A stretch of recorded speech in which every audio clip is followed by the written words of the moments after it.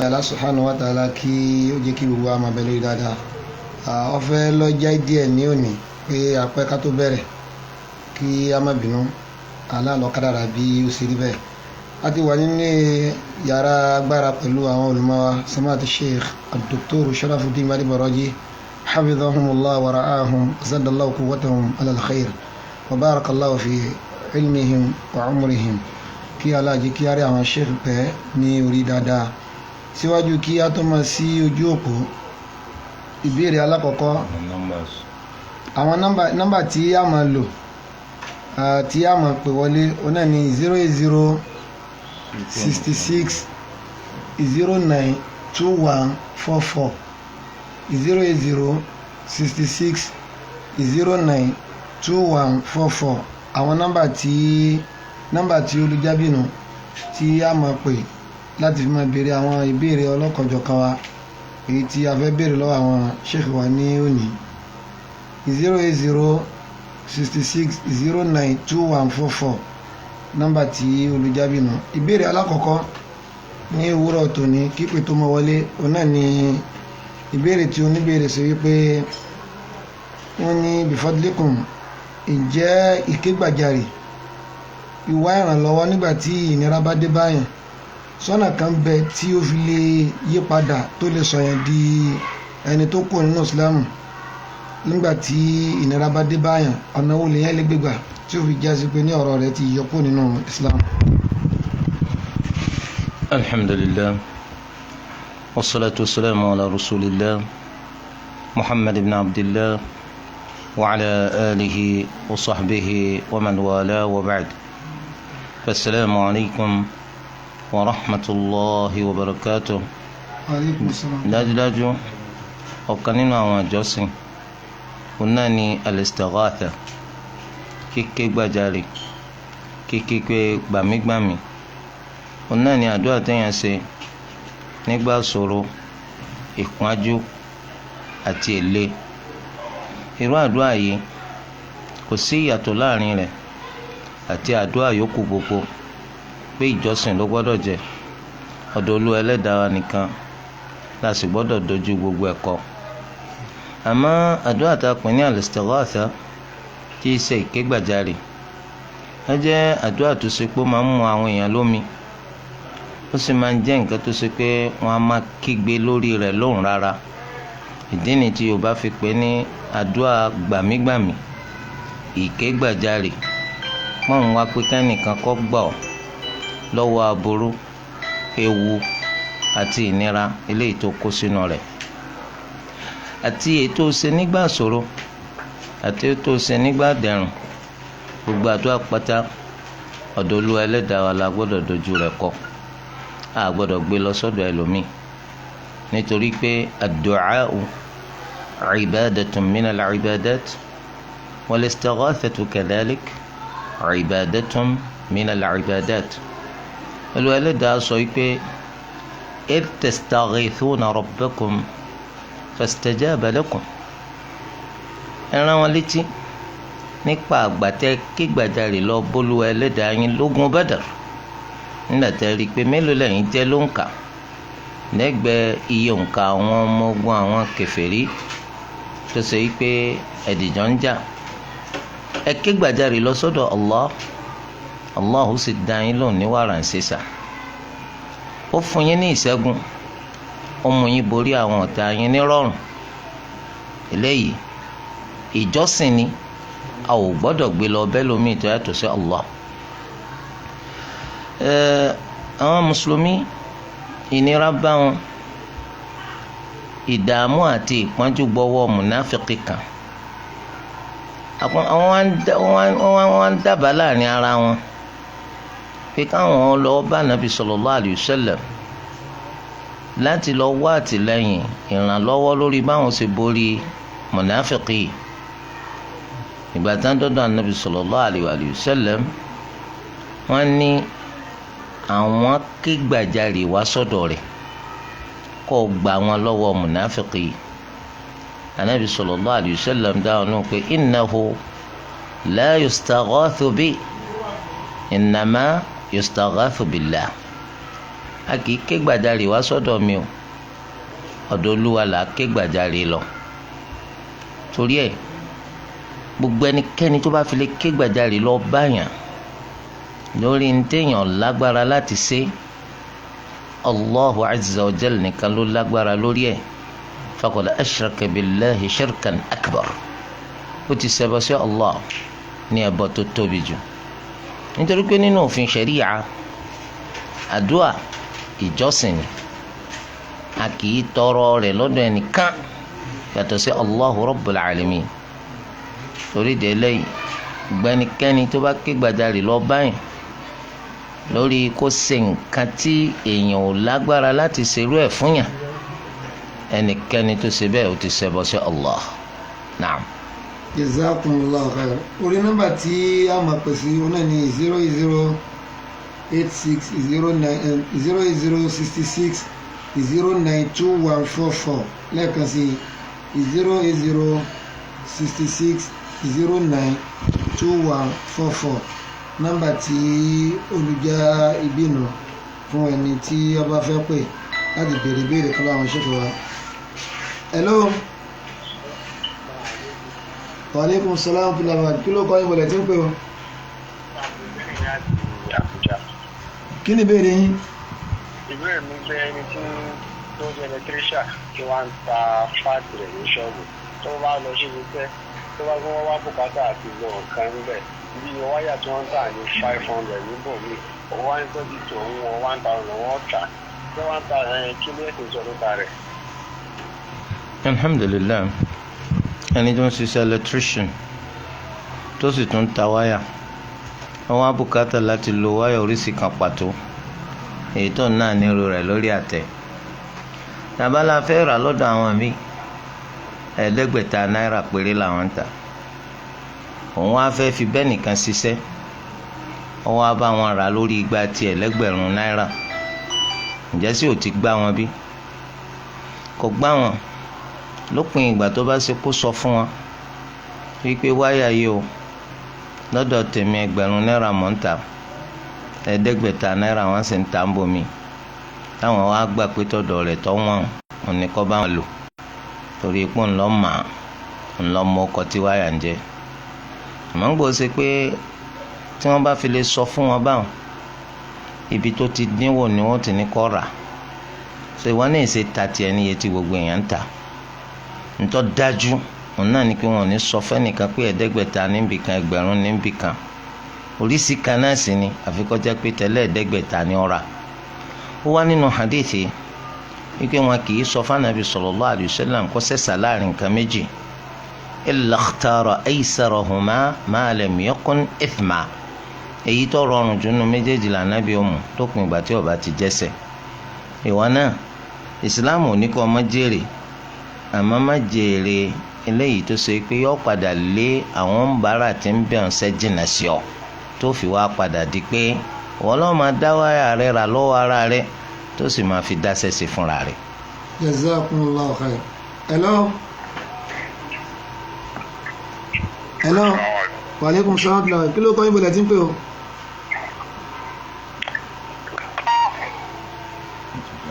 Ìyá. 08066092144. Hello. Àwọn ìkọ̀ yìí wọ́n ń lura wọn ni o. Hello. Wa alaikum salaam. Kí ló kọ́ ìbọ̀lẹ̀ tí ń pè o?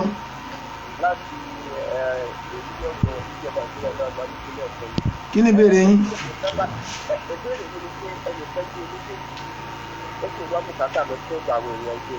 Ó tún wá wá bùkátà lọ sọ́dọ̀ àwọn tó ti ń ta àwọn babaláwo sáà náà ti tẹ ẹbọ sọ́nà wọn bá.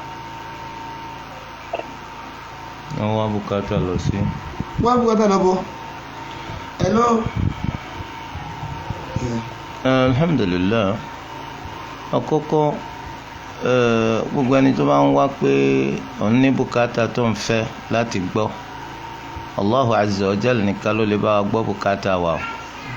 Àfàwọn ẹni tí ó bá tàn ọ jẹ, àwọn ẹni tí ó bá tú ọ jẹ, àwọn ẹni tí ó mú ọ kúrò lójú ọ̀nà ní gbogbo àwọn tẹ̀ ń lọ bá wọn yẹn. Yìí ṣàfà, yìí ṣe babaláwo, ìṣe babalóòsà gbogbo wọn pátá òfútù fẹ́ tẹ̀rọ lásán ni.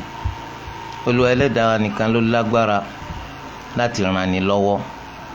Olúwa Ẹlẹ́dàá wa ní amman yujibul muttarra idha da'a wa yakshifu as-su'. Ta lẹni náà tó lè dá ẹni tí ń bẹ nù pọ́njú lò nígbà tí ẹni tí ń bẹ nù pọ́njú bá pè? Kò sí wàláhì àfi Allah. Ta lẹni tí máa gbé aburú kò tí ó dàbí ìgbà tí ó ṣèyàn rí? Allahu ni. Ẹ rí i pé ìdààmú àwọn èèyàn náà ni pé ìmánì wọn ẹnu lásán lọ́mọ wọn ò gbọ́ Olúwa gbọ́ lódodo. Ìsì máa wù wọn ká pé ńgbà tí ìpọ́njú ìdààmú àti ìṣòro bá dé bá wọn kí nǹkan kan wà tó lè gbé kúò láàrin ìṣẹ́jú àyà. Àwọn ti gbàgbé wípé nǹkan tó mú ọyún èèyàn kọ́ ló fi sí ọ. Olúwa Ẹlẹ́dàá wa ló gbé kọ́. Kò á sí baba ńlá kú èèyàn kan tó lè gbé kúò tí ì bá solúwa tó gbé lù ọ òun náà lọ́ọ́ bá gbé kúò fún ọ. Bàbá lọ bá babaláwo ọlọ́ba àfà ọlọ́ba gbogbo àwọn ẹni bí pé kí wọ́n ràn ọ́ lọ lórí ta ni gánà rí. Àìtọ́rí bí ìgbà tó sọ pé kí wọ́n ràn ọ́ lọ lórí Olúwa Ẹlẹ́dàá rẹ ni. Ní tó fi sí ọ ó lóun ò tí ì fẹ́ mú kó mo sì mọ̀ pé ẹ̀yin lágbára àti mú kó ìtumọ̀ rẹ̀ nù. Nǹkan yẹn ò ní kó ń bẹ̀ àfìgbà tó Olúwa bá ní kó kó ń bẹ̀. Báyọ̀ ọ̀nà tí ẹ̀sìn rẹ̀ ò fi bàjẹ́ lọ́gba ní àbọ̀nà tẹ̀sìn rẹ̀ ò fi ní dàrú kò ní kó ń bẹ̀ àfi tásìkò tó Olúwa bá tó pé. Torí ẹ̀ má wulẹ̀ bára rẹ lẹ́sìn jẹ́ o. Àwọn ẹni tí ń tu yín jẹ tó ṣe pé olófò sí ọ oníjàmbá sí ọ àwọn tún ní kó mówó wá ní òfò tún kún òfò ìjàmbá kún jàmbá. Ó rí i pé báwọn náà ṣe jẹun tí kò kó ọbẹ̀ tí wọ́n pọ́n làwọn tún sánà lọ́dọ̀ tiẹ̀. Sẹ́ńtì ń ṣe ò tí ì ṣe làákà ìpolówó Ẹlẹ́dàá rẹ̀ nìkan tó fi ṣe ọ lọ́yẹ kó pè ọgbọ̀n. sọ eléyìí túmọ̀ sí pé ẹ jẹ́ kí a kọ́ àti má jẹ́ kí ẹ̀sìn wọ́n bàjẹ́. Ìwọ mùsùlùmí dúró ti ẹ̀sìn rẹ dáadáa máa pe Olúwa Ẹlẹ́dàá rẹ pàápàá jùlọ nígbà tó bá forí kanlẹ̀ nínú sọlá. Anabi sallallahu alayhi wa sallam ó ní aqrabu ma yakunu al-abdu min rabbihi wa huwa sajid fajtahidu fihi min ad-du'a. Ìgbà tí ẹrú máa ń súnmọ́ Allah jù nígbà tó bá forí kanlẹ̀ ẹ máa gbìyànjú àti ṣàdúrà púpọ̀ ńbẹ̀. Lópin ìgbà tó bá ṣe pé ọba máa bó ṣe ṣe lédè Lárúbáwá bọ́ọ̀ bá sì máa ṣe lédè Lárúbáwá jẹ́ ọjà sí pé gbogbo ìgbà tó bá ti fẹ́ ṣàdúrà má fi sí inú sọ̀láàtì rẹ̀ ńgbà tó gbédè Lárúbáwá.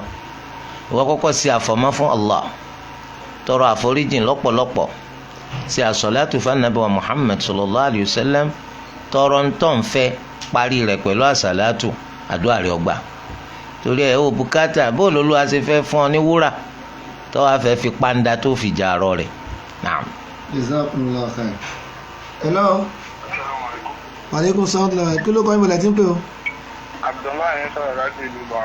Kí ni ìbéèrè yín? Ǹjẹ́ ṣé ọ̀tọ̀ lábẹ́ òfin Ọlọ́run wa mímọ jẹ ẹran ọ̀nì? Alhamdulillah, ẹran ọ̀nì ó ń bẹ nínú àwọn ẹran eléyìí tí Allahu azza wa jal tó ṣe jíjẹ rẹ̀ lẹ́tọ̀ọ́ nítorí pé ń bẹ nínú àwọn ẹranko tí máa gbé ní omi. Hadith Abu Hurairah radiyallahu anhu ó sì tọ́ka sí wípé ẹran tí bá ti ń gbé ní omi àtòkú àti ààyè rẹ̀ ẹ̀tọ́ ní ká jẹ. Ó ní huwa at-tahuru ma'uhu al-hillu maytatuhu. Omi òkun ọmọ ọlágbára àti fọ nǹkan mímà òkú ńbẹ́tẹ́ rẹ̀ wẹ̀wẹ̀ ẹ̀tọ́ ni a lè jẹ. Apá kan nínú àwọn olùmọ̀ẹ̀sìn Islam wọ́n ní ká má jẹ ọ̀nì nítorí pé Ànábì sallallahu alayhi wa sallam naha an kulli dhi nabin min as-sibaa wa kulli dhi mikhlabin min at-tayr. Ànábì kọ̀ fún wa láti máa jẹ gbogbo àwọn ẹranko abẹ́yìn ọ̀gàn àwọn ẹranko abìjà tí wọ́n jẹ́ abẹ́yìn ọ̀gàn. Bákan náà gbogbo àwọn abẹ́ kánásọdẹ nínú àwọn ẹyẹ Ànábì ní ẹ gbọ́dọ̀ jẹ wọ́n. Tẹ́ bá wá wo ọ̀nì kìí ṣe eyín ọ̀gán mẹ́rin péré lónìí o. Eyín ọ̀gán tí ń bẹ lára rẹ̀ ó kọjá dọ́sìnì. Ìdí nìyí tó fi jẹ́ pé ẹranko kan ò ju agbára ọ̀nì lọ tó bá fi lè lúwẹ̀ẹ́ ní inú ibi tó jẹ́ bodè ọ̀nì ó lè ra kìnìún mú kó gé lápá dànù pẹ̀lú eyín tó mú. Àwọn wá wo púpọ̀ eyín ọ̀gán àwọn ní kò tọ́ka jẹ, ṣùgbọ́n ọ̀rọ̀ àwọn ẹni tí wọ́n wo pé inú omi ní gbé ọtọ́ka jẹ nítorí àdéhìsì tó ní àtòkú àtàyè ẹran tí ń gbé inú omi ẹ̀tọ́ ni, so la fi sọ pé ọtọ́ka jẹ ọ ni. Jazakumullahu khair. Hello.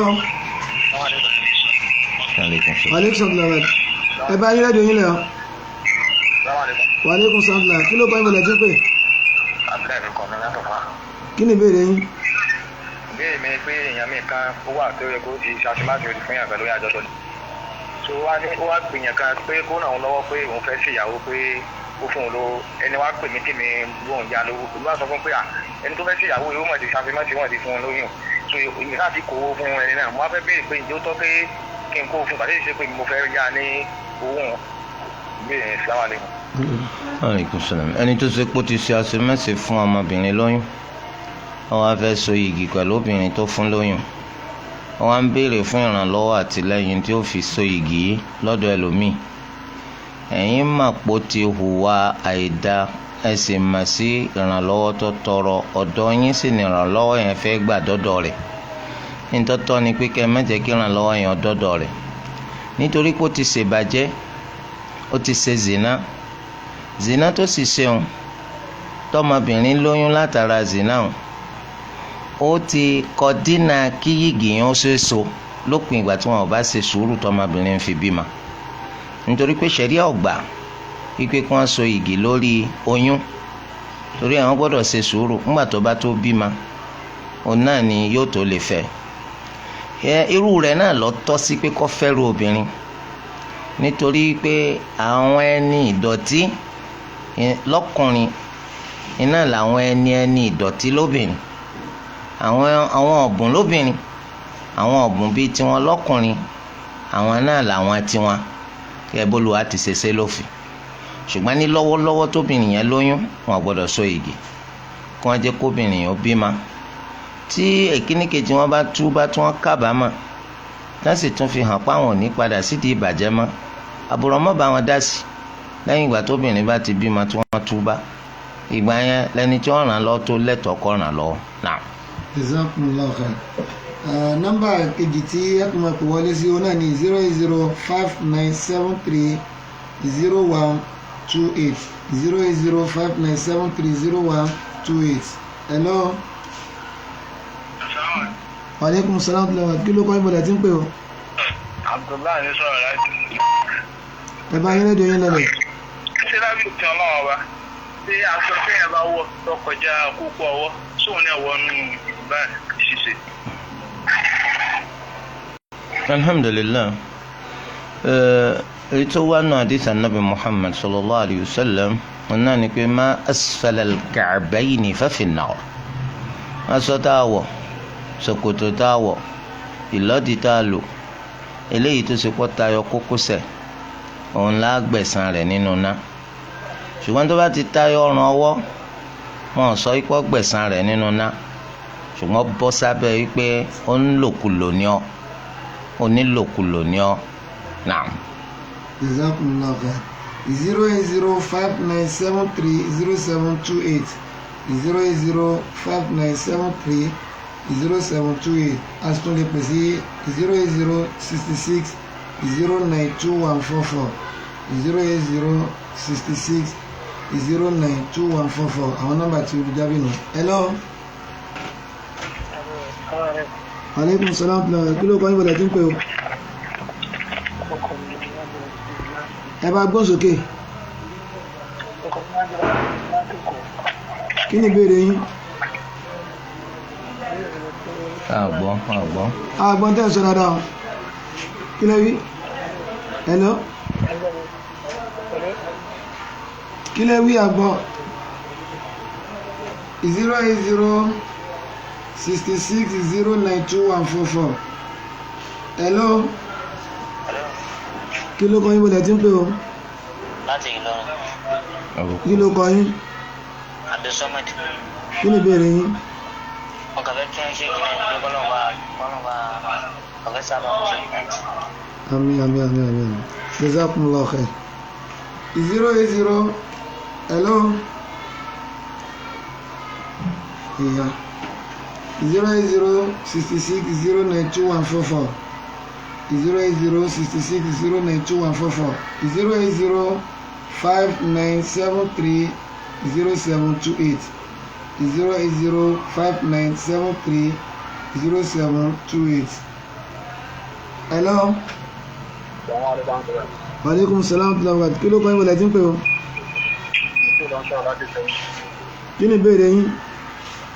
Ìbéèrè mi ni pé tí ìmáàmù bá ń tún un lọ́wọ́ tí èèyàn wá bá dì mí bọ̀ mọ́mù yẹn wá sí ní síkì lórí òun. À ń gbọ́. Mọ́mù wá sí ní síkì lórí òun bọ̀ mọ́mù ti sá dáhùn tó ṣe bàtà òjò ẹ̀ pé ó tó mórí kẹlẹ̀ wá ọ̀run. Èmi tó wà lẹ́yìn tí ọ̀pá òun ti sálámọ̀ òun ti dìbò mẹ́sẹ̀ tí yóò padà lọ bá máa mú nítorí tó ṣe mẹ́rin wọn sí lọ́wọ́. Téèyàn bá ń pè é sọ̀rọ̀ aládé wọ́n wá tó téèyàn sáré lé òun kọ́ téèyàn wá wò ní ṣòkòtò rẹ̀ sókè tọ́tọ́ kéèyàn tó darapọ̀ mọ́ jẹun náà kéèyàn tó kí òun téèyàn láàárín ṣòkòtò téèyàn wò lèèyàn padà sí sálẹ̀ àbí kéèyàn sílẹ̀. hello hello wàhálà ìṣàmùdà kí ló kọ́ yín wọlé tí ń pè o? Àgbọ̀ ẹ̀bá gbọ́n sókè.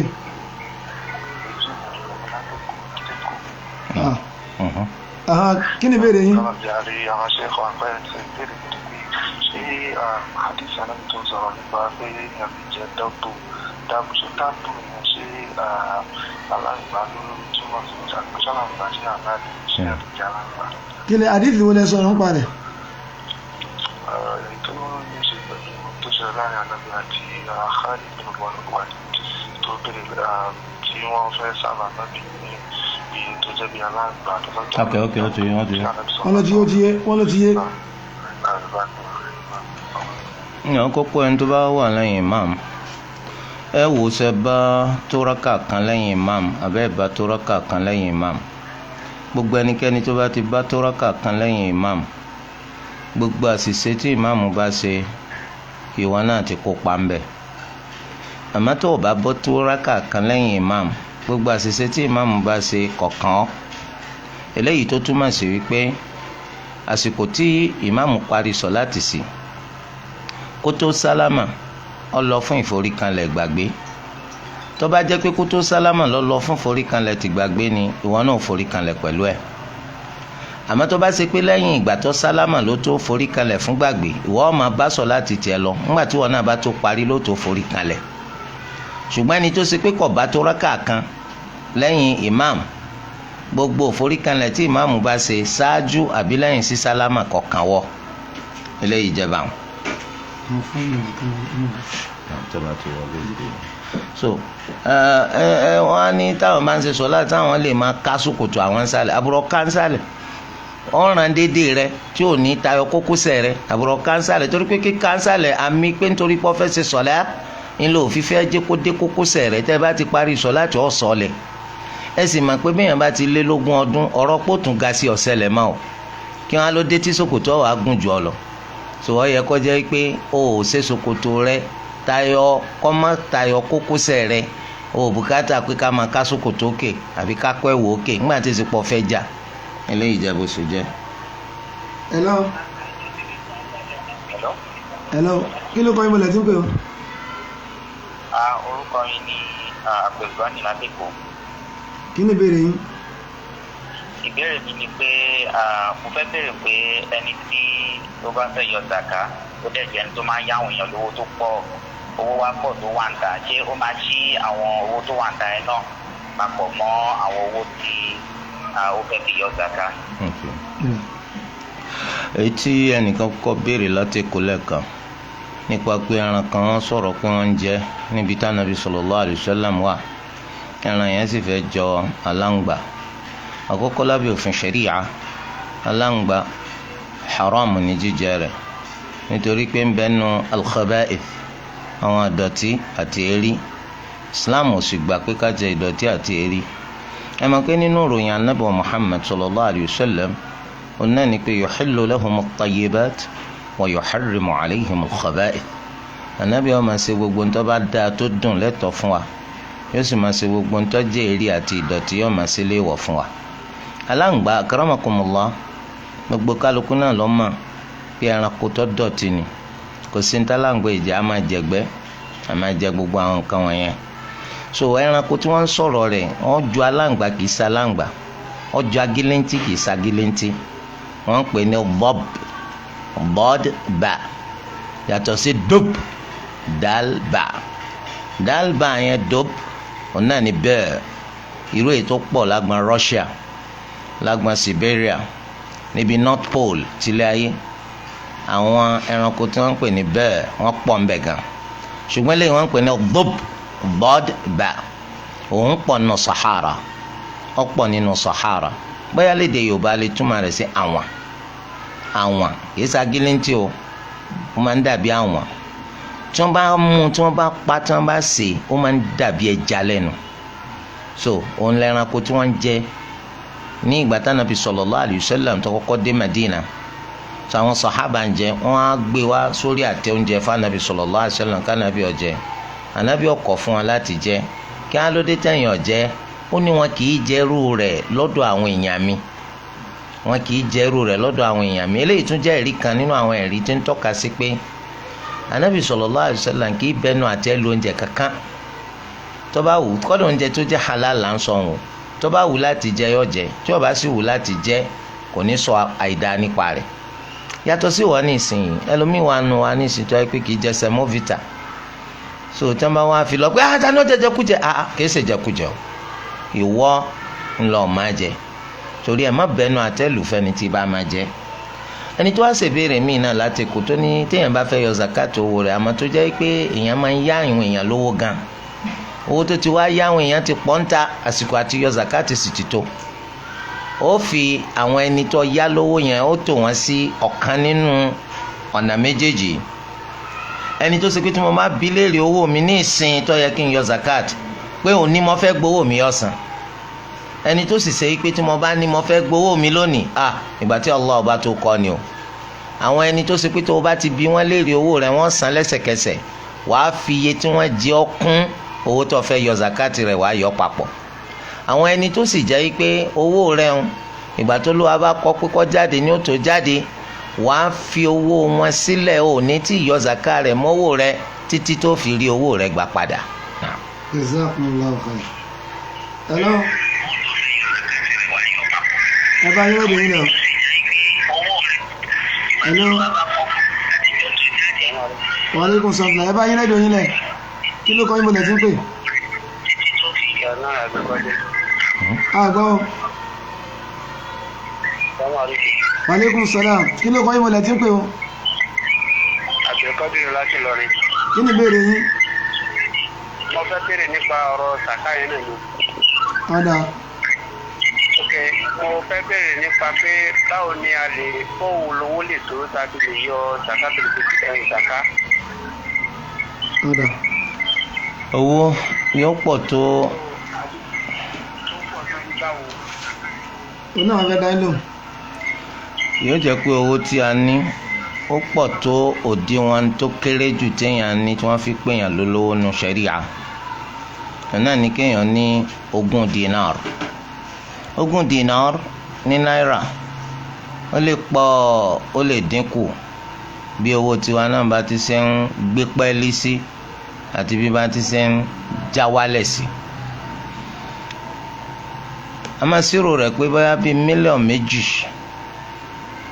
àti 1,600,000 náírà 2.6 million tonti pé lè tún ti jù bẹ́ẹ̀ lọ pẹ̀lú bí náírà ti ṣe ń ṣe. tẹ́yìn bá ti lówó tó tó báwọn a jẹ́ pé ẹ ti lówó eléyìí téèyàn ní tóye rẹ̀ téèyàn fi yọ zakat. ẹ wá kọ déètì tò nílẹ̀ kápò nílẹ̀ lówó kí ni déètì òní nínú kàlẹ́ndà ẹ̀sìn Islam ẹ kọ lẹ̀. a máa wá retí irú déètì yìí náà nínú oṣù Dhul-Hijjah tọdún tí ń bọ̀. ẹ tún wo owó tẹ́ ní èyí tí ń bẹ lápò, èyí tẹ́ ní lè kówó pamọ́ sí, èyí tẹ́ kó pamọ́ sí kọ̀rọ̀ yàrá yín, àti èyí tẹ́ ń fi ṣe káràkátà. ẹ ṣírò gbogbo owó ń papọ̀, ṣé lẹ́ẹ̀míyún irú déètì ọjọ́ tòníhun sówó tẹ́ tún nínà tún wọ zakat tó bá wọ̀ á jẹ́ pé àtẹ̀mí lẹ́ẹ̀ ti bẹ̀rẹ̀ sí yọ zakat ẹ̀ wá ní sáláì yọ lọ́dún kọ̀ọ̀kan àfọdún tí ìṣirò òru ọjọ́ bẹ́ẹ̀ bá tó ṣe pé ẹ̀ lówó tó yọ zakat ọdún yẹn lẹ́ẹ̀ ní yọ ìdá kan nínú 40 owó tẹ́ sì ní ńlẹ́ yọ ètò túmọ̀ sí pé lórí gbogbo mílíọ̀nù kan nìsí ìdá kan nínú 40 rẹ̀ ó jẹ́ 50,000 náírà tó àbí 25,000 25,000 péré ńlọ́yọ̀nù 1 million ẹ̀yin ahun ayé gbogbo Allahu fún ọ ní 1 million ọwọ́ á ní kó yọ 25,000 ń bẹ̀ ọwọ́ á ń parapòrò pé owó ìpọ̀ ẹ jẹ́ kó lu ọgbà gbogbo ẹ̀ lọ́wọ́ rẹ̀ ó dàbí ẹnìkan nù wọ́n ṣírò zakati rẹ̀ nínú owó tó ní ó wá jẹ́ 50 million ó wá sọ pé káì 50 million pọ̀ òun ò ní lè yọ so àwa wá ní kó sàmì àdúà kí Allah kó fún ọ ní owó tó ṣe pé tí wọ́n bá ṣírò zakati tó yọ ń bẹ̀ kò ní pọ̀ lójú rẹ̀ ó lóun ò lè ṣàdúà pépè nù a jẹ́ pé olúwa tó fún ọ lówó tó pọ̀ débi pé 50 million lọ́ọ́ yọ ní zakati rẹ̀ a jẹ́ pọ̀ fẹ́ ọ fún rere ìwọ lọ fẹ́ra rẹ̀ fàbúrú nínú 1 million 25,000 2 million 50,000 3 million 75,000 4 million 100,000 péré Islam dáa púpọ̀ kó sì jó yọ èsì lè má mú tí ọjọ́ lè máa mọ́ṣáláṣí wọn ní oko fún un tó wà pé bàbá yìí ọ̀sà dédé máa ń sọ̀rọ̀ zakat àfi nítorí pọ́ fẹ́ gbowó lọ́wọ́ mi kálá àfi tó náà bá jẹ́ pé kò ní ọwọ́ àánú àwọn tó lu wa ní kí wọ́n fún zakat eléyìí jẹ́ bó ṣe jẹ́. ẹ̀rọ wàlékún sáwọ́tì làwọn kí ló kọ́ ìbọ̀lẹ̀ tí ń pè ọ́.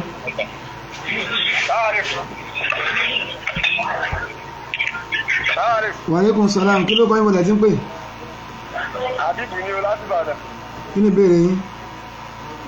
ìbéèrè mi ni pé mo fẹ́ béèrè fún tí èèyàn bá bóyá èèyàn bọ́mọ kékeré ṣe é nìyí bóyá bí èèyàn bá ṣe bí àwàdà kan sá ṣù àwàdà yẹn tá tọ́jú débi pé wọ́n lọ sọ fún mọ́mí rẹ̀ mọ́mí rẹ̀ wá ń béèrè lọ́wọ́ yẹn pé ṣé èèyàn bá sọ bẹ́ẹ̀ bí ìdá kékeré ní orí rẹ̀ bàjẹ́ tí mọ́mí rẹ̀ wá jẹ́ pé alágídí ni tó wọ́n ti wá déwájú wọ́n á sọ fún yẹn yìí pé mo sọ bẹ́ẹ̀ àbúrò sọ bẹ́ẹ̀ ṣùgbọ́n látàrí pé yóò fẹ́ fìtì náà láàrin ìyá yẹn ìyẹn wá sí wàláì ni òdenu wọn á sọ pé wàláì wọn á rò pé kí ni ẹ̀rí ṣé òjíṣẹ́ kí ni òfin ṣẹ̀rí àsọ lórí ẹ̀ ṣé ẹ̀ ti ṣẹ̀ ni àbí kílẹ̀ ẹ̀ lè ṣe sórí ẹ̀.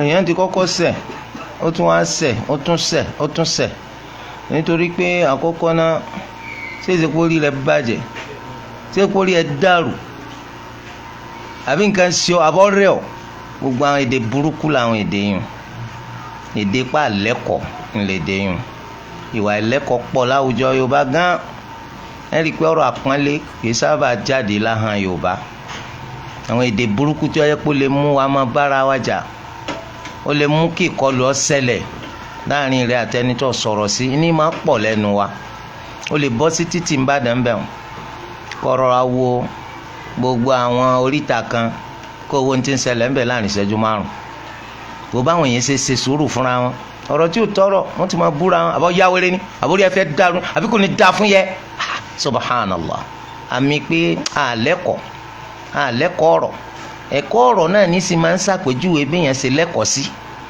àti yẹn bá ti sọ̀rọ̀ alápọ̀nlé jáde lẹ́nu yóò sọ̀rọ̀ ọmọ gáràjì so ọmọ ìwọ ṣe ń bẹ̀rù ńgbà tó máa lọ dẹ́sùn fún ya rẹ̀ pé ọ sọ fún báyìí ńgbà jẹ́ pọ̀rọ̀ rere lọ sọ àbúrò máa sọ pé wàláhì ń sọ bẹ́ẹ̀ so torí pé wọ́n ní ìwà abú kò sẹ́ni tó hù tí ò yé Ànábì sallallahu alaihi wasallam ó ní ìwà burúkú ni ìwà tí wọ́n náà ń hù tó ò ní fẹ́ káwọn èèyàn ó rí yóò sì máa ṣe hílàhílo nínú ẹ̀mí rẹ̀ ò ní fẹ́ kí wọ́n rí so tí wọ́n ń pè wàláì lórí irọ́ so eléyàn wọ́n ń pè ní al-yaminul ghamus ìbúra tí máa mú ní tẹ̀rì sínú ẹ̀ṣẹ̀ tí máa padà mú ní tẹ̀rì sínú náà kí wọ́n máa búra lórí irọ́ ọmọ pé irọ́ ló pa ó tún wá ń ṣe wàláhì lórí irọ́ irú yín náà lẹ́ẹ̀ máa fà tó fi jẹ́ pé tọ́rọ̀ bá ṣẹlẹ̀ tí wọ́n ní káwọn èèyàn fi Olúwa ẹlẹ́dàá wa búra tí ẹlòmíì bá fi Allahu búra ẹni wọ́n búra fún yóò lò wọ́n gbà ẹgbẹ̀rún búra nítorí wọ́n ti mọ̀ pé irú yín náà lẹ́ẹ̀ máa ń parọ́ wàláhì téèyàn bá jẹ́ mùsùlùmí orúkọ Allah ó tóbi kọjá ká máa fi parọ́ ká máa wí fi búra lórí irọ́ náà. hello maaleykum salaam kí ló kọ́ ìmọ̀lẹ̀ tí ń pè ọ́. kí lẹ wí. kí ni ìbéèrè yín.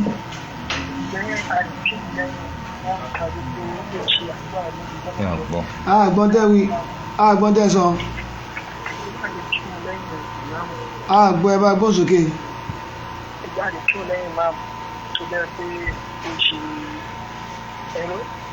hello ẹ continue.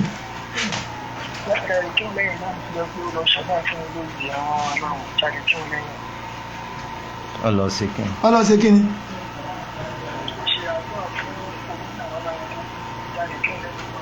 ọlọ́ọ̀lọ́ sàdá fún olórí àwọn aláwo tó kú sálẹ̀ kí wọ́n. ntẹ́yìn náà bá ti mà ẹ má máa béèrè lèmọ́mù tí ń ṣàdúrà fún olórí aláwo tó kú ṣé mùsùlùmí lélẹ́yìn kì í ṣe mùsùlùmí tẹ́lẹ̀ náà aláwo ló náà àfi tẹ́yìn náà bá jẹ́ aláwo táláwo bá tò lẹ́yìn aláwo kọ̀ ya ni lẹ́nu. hello. wàlẹ́ kò sọ̀tún ẹ bá jìnnà sí rédíò yín kí ló kọ́ yín wọlé tí ń pè ó. kí ló kọ́ yín. kí ni ìbéèrè yín. bóyá látàrí ní fi àbúrò yìí ó ń lọ sí ilé tó bọ ilé tó wù bóyá látàrí gbóhùn ló mú àwọn ìlọsíwọ́ tàbí ọkàn sọ ìbọn ilé tó àwọn ìlọsíwọ́ ilé tó wà lóṣù mọ́ ṣé ìyẹn ló sọ̀pọ̀ tẹ̀ látàrí ilé tó wọn bá lé ilé tó tàbí ọkàn tàbí àwọn àgbẹ̀dẹ̀ bá ní ìjì ìbọn ilé tó wù kí n ṣe ilé tó wà lóṣù mọ́. 08066092144 08066092144 oníbèrè wọ́n béèrè bí wípé bàbá tí ó kú tí ogún rẹ̀ kó tó di pé ló kú ó fi igi ń ló fi pín ǹjẹ́ ilé tó ṣe wọ́n ní sí ọba ìlànà ṣẹ̀ríà wọn. hello wàlẹ́kùn sàǹtà kí ló kọ́ ìmọ̀lẹ́ tí ń pè. kí ni ìbéèrè yín. wọ́n ní kí n bẹ́ẹ̀ lọ ṣètò àkọlọ́wà lọ́rọ̀ ìwọ̀n lórí dáadáa. àwọn irun sọ̀láàtì zoro àti asri àdèkọ́lọ́dọ̀ àwọn olùmọ̀ wa pé tàbá ti lórí àwọn fọ́ọ̀sì súraka pé tàbá ka fátíà jẹ́jẹ́ fúnra wa tán a lè gbé súra lè lórí náà. so bí ẹ bá bá ìlú ní third raka àti fourth raka kọ́ ẹ kéde mo ní ẹ̀hún ní last raka tí mo bá ṣe ọ̀dọ̀ kí ìmá máa kí o máa ké ọ̀dà àrífàṣẹ àní ṣé mi lè ké súra lè lórí ọ̀dà bá lọ ẹ̀hún ṣèkò àwọn olùdàdà. alhamdulilayi wọn lẹni tó ṣe pé kó tó kú ló ti pín dúkìá rẹ̀ kalẹ̀ pẹ̀lú pé ìdígi ló fi pín kalẹ̀ kó tó di kó kú ṣé nǹkan tó ṣe yẹn dáa kó dáa àfi tí ì bá ṣe mùsùlùmí. Islam ó ti gbé ìlànà tí wọ́n máa gbà láti fi pín ogún kalẹ̀ ìdígi yẹn àṣà àwọn abọ́gibọ̀pẹ̀ ni àfi tó wá pé bàbá yẹn òun yẹn ṣe mùsùlùmí tẹ́lẹ̀ náà ìlànà wo lẹ rò pé ó tún á lò nígbà tí ì ṣe mùsùlùmí nítorí yanilẹ́nu ni wọ́n tó pera rẹ̀ mùsùlùmí tí ìlànà Islam ò wá jọ lójú tó pé ìlànà àwọn kèfèrí ni wọ́n wá ń lò láti pín ogún rẹ̀ níbo wọ́n ti gbà fún ọ pé kó pín ogún rẹ̀ kó tó kú ṣé wọ́n mẹni tó fi ilẹ̀ láyé ńgbà tó bá kú ni eléyìí ń jẹ́ bó ti ṣe jẹ́.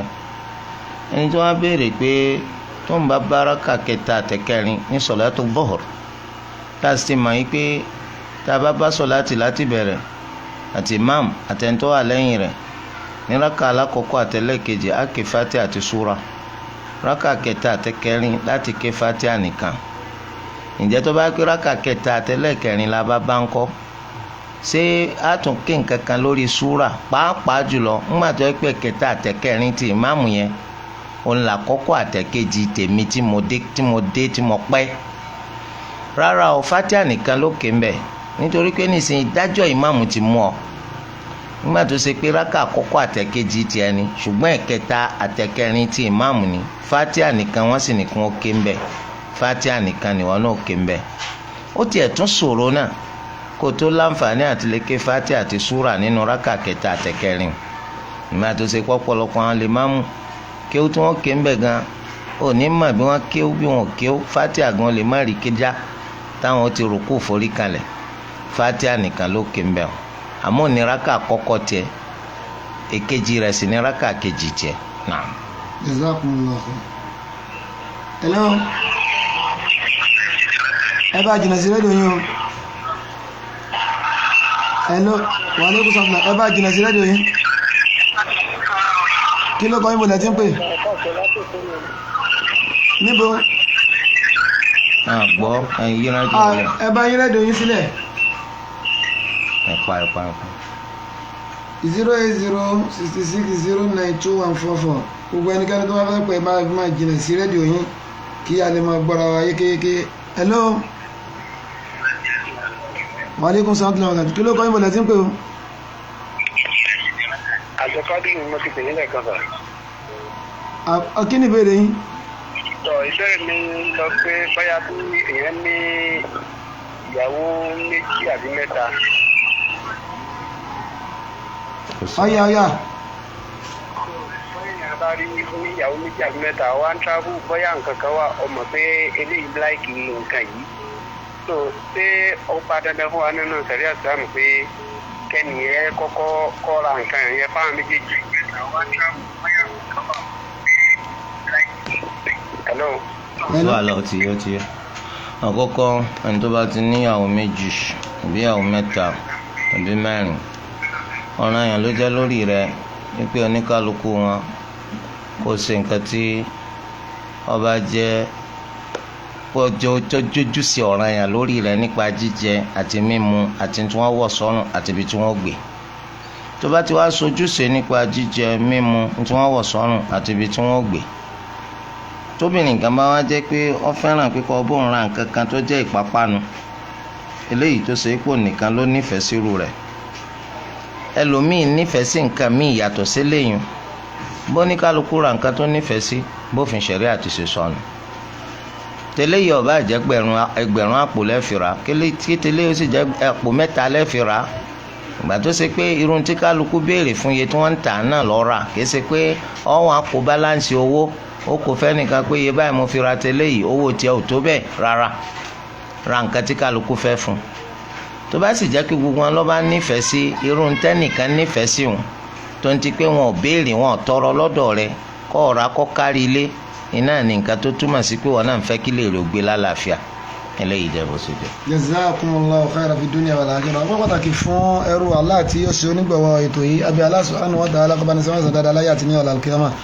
ọpẹ́ pàtàkì fún àwọn olùmọ̀ sama'atu Sheikh Dr. Sharafudeen Gbadebo Raji hafidhahumullah wa ra'ahum wa zaddallahu quwwatahum ala al-khair wa barakallahu fi ilmihim wa umurihim. títí tí ó fi dijọ́ mẹ́jọ mo ń dágbére fún wa pé ní subhanakallahumma bihamdik ashhadu an la ilaha illa ant astaghfiruka wa atubu ilayk.